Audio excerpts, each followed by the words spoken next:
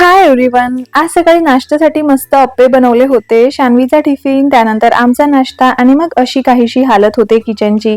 दुपारी जेवणामध्ये शेंगाची भाजी बनवायची होती, त्यामुळे त्या सुद्धा काढून ठेवल्या. आज मला हेअर वॉश करायचा होता आणि मला पर्सनली हेअर वॉश केल्यावर खूपच फ्रेश वाटतं. त्यानंतर मी माझं स्किन केअर करून घेतलं, हेअर सिरम लावलं आणि माहित नाही मला ना खूप जास्त पिंपल्स येत आहे. माहित नाही काय प्रॉब्लेम आहे. आणि देवपूजा पण करून घेतली. स्वयंपाक वगैरे केला. शान्वीला आणायची वेळ झाली होती तर तिला घेऊन आली. सायंकाळी फ्रेश होऊन माझं आवरलं. आज ना दीपपूजन होतं, तर त्याची तयारी मला करायची होती. दिवे वगैरे काढले, छान क्लीन करून घेतले आणि कणकेचे पण दिवे बनवायचे होते, तर ते सुद्धा बनवले. आणि मध्ये मध्ये शान्वीची लुडबुड चालू होती.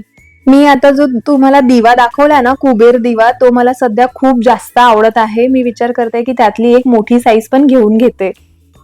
आणि मस्त दिव्यांची पूजा करून घेतली. हळद, कुंकू, अगरबत्ती.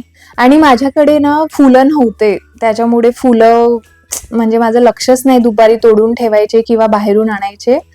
त्याच्यामुळे फुलं नव्हते. त्याच्यानंतर शान्वीला ओवाळून घेतलं. तिला खूप मजा येत होती हे सगळं करताना. त्यानंतर मी दीप अमावस्येची कहाणी वाचली. खूप प्रसन्न वाटत होतं पूजा झाल्यावर. आणि मग नैवेद्यासाठी मस्त शिरा बनवला.